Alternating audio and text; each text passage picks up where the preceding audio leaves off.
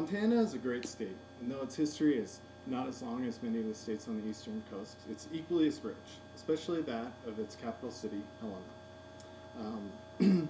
Because its history doesn't have as much of an effect on the rest of the country, it's not as widely known as many of the other states.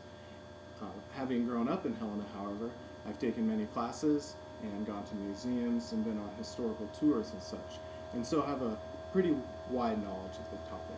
So I want to tell you a little bit about the history, including when Lewis and Clark passed through Helena before it was settled, when it was eventually settled, and how it eventually became the state capital.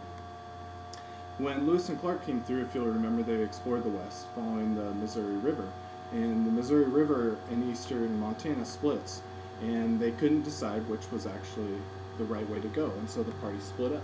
The one took the northern route, and they eventually came to a series of waterfalls, which is now home to modern-day Great Falls, the city.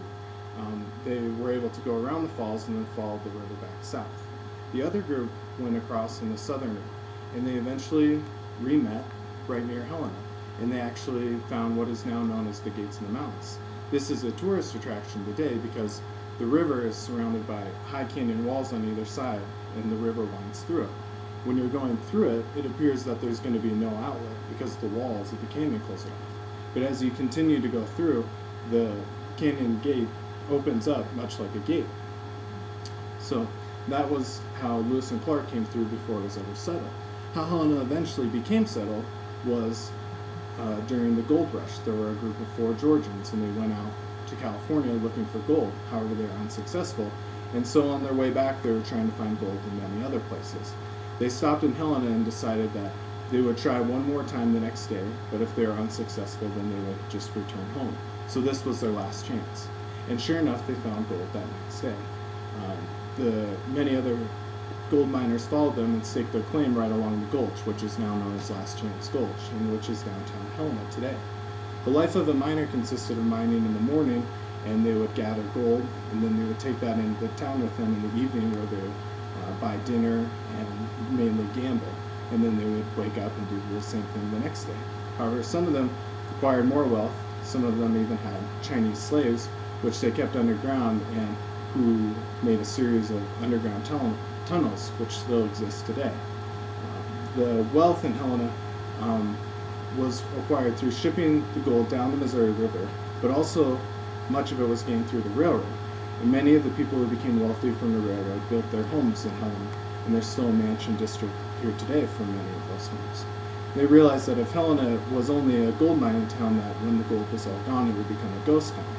And so to avoid this, they decided that when the election for state capital came up, that Helena needed to win. So the election was held in the mayor's house of Helena, and sure enough, Helena won. It was years later, when they were renovating the mayor's house, that they found a secret room which was adjacent to the room in which the ballots had been taken. Upon further investigation, they found that there had been twice as many people who had voted from the district of Helena than people who had actually lived in Helena at that time. So Helena became the capital through unjust means. However, the city that they beat, Virginia City, did in fact become a ghost town, and it's famous only for Boot Hill, which is where they hung people and so their boots rested there. This is just a quick outline of the history of Helena from the time of when Lewis and Clark passed through to how it was settled and why it still remains a city today because of being a capital. This is an interesting history, and one that if you tell people, they'll think you're truly a history buff, because it's not history that's widely known. But it's also contains some extremely interesting stories that I've told on many different occasions, and people always tend to find interesting because people enjoy hearing of times of old, and especially those that include gold and the Western way of life. And so that is just a small bit of the history of Helena, Montana, which is in fact the capital.